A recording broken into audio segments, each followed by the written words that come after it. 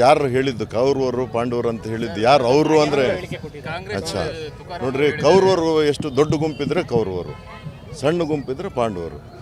ಈಗ NDA ಎಷ್ಟು ದೊಡ್ಡ ಗುಂಪಿದೆ, ಅದೇ ಕೌರವರು ಗುಂಪಿದ್ದಂಗೆ ಅಲ್ಲ.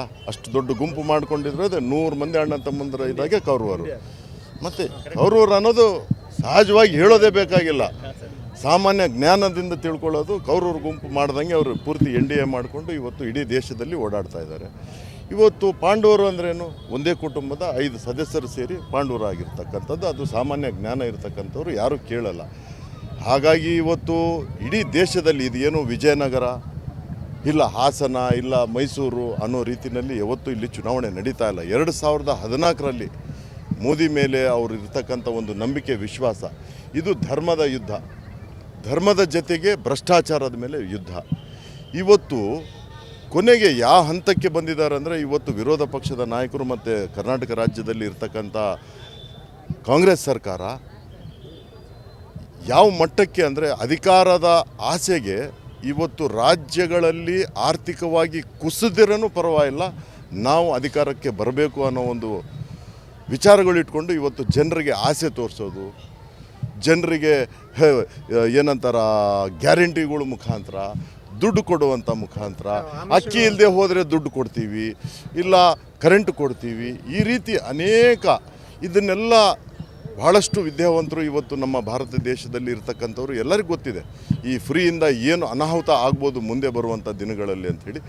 ಹಾಗಾಗಿ ನಾವು ಅದು ಕೊಡ್ತೀವಿ, ಗ್ಯಾರಂಟಿ ಕೊಡ್ತೀವಿ ಅಂದಾಗ ಮೋದಿಯವರು ಯಾಕೆ ಕೊಡ್ತಾ ಇಲ್ಲ ಅಂದರೆ, ಮೋದಿಯವ್ರಿಗೆ ಗೊತ್ತು ಮುಂದೆ ದೂರದೃಷ್ಟಿ ಇಟ್ಕೊಂಡು ಈ ರಾಜ್ಯ, ಈ ರಾಷ್ಟ್ರ ಮತ್ತು ಆರ್ಥಿಕವಾಗಿ ಮತ್ತು ಆರೋಗ್ಯಕರವಾದಂಥ ಆಡಳಿತ ಕೊಡಬೇಕು ಅನ್ನೋ ವಿಚಾರಕ್ಕಾಗಿ ಅನೇಕ ಒಂದು ಯೋಜನೆಗಳನ್ನು ಅವರು ಬಿಡುಗಡೆ ಮಾಡ್ತಾ ಇದ್ದಾರೆ.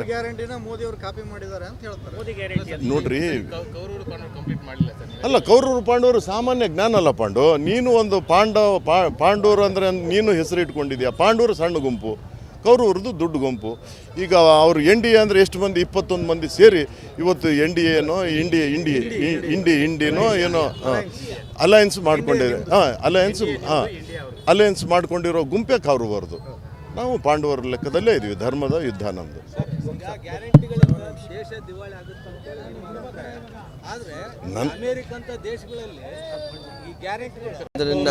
ನಾನು ಸದ್ಯಕ್ಕೆ ಅಂದರೆ ನಾನು ಸಮಯವನ್ನು ಕಳಿಬೇಕಾಗುತ್ತೆ. ಯಾಕಂದರೆ ಇವತ್ತು ಯಾರು ಪಾಂಡವರು ಯಾರು ಕೌರವ ಅನ್ನೋಂಥದ್ದು ಜನರ ತೀರ್ಮಾನವನ್ನು ತಗೋಬೇಕಾಗುತ್ತೆ. ಇವತ್ತು ಅವ್ರ ಪಾರ್ಟಿಯಲ್ಲಿ ಇವತ್ತು ಅವ್ರು ಕೌರವರು ಆಗಿರೋ ಕಾರಣ ಇವತ್ತು ಏನು ಇಂಡಿಯನ್ ಮೈತ್ರಿ ಇಂಡಿಯಾ ಒಕ್ಕೂಟ ಮಾಡಿಕೊಂಡು ಎಲ್ಲರೂ ಕೂಡ ಬಿಟ್ಟು ಹೋಗ್ತಾ ಇದ್ದಾರೆ. ನರೇಂದ್ರ ಮೋದಿಜಿ ಭಾರತೀಯ Janata party day by day ದೇಶ ಗ್ರೋ ಆಗ್ತಾಯಿದೆ, ದೇಶದ ಜೊತೆ ಪಾರ್ಟಿ ಗ್ರೋ ಆಗ್ತದೆ, ಪಾರ್ಟಿ ಜೊತೆಲಿ ನರೇಂದ್ರ ಮೋದಿಜಿಗಳು ಗ್ರೋ ಆಗ್ತಾಯಿದ್ದಾನೆ. ಅವರು ಇವತ್ತು ಕೌರವರಾಗಿರೋ ಕಾರಣ ಆ ಪಾರ್ಟಿಯಲ್ಲಿದ್ದಂಥವ್ರು ಅನೇಕ ಮಂದಿ ಅವ್ರು ಬಿಟ್ಟು ಹೋಗ್ತಾ ಇದ್ದಾರೆ. ಅಂದರೆ ಸತ್ಯ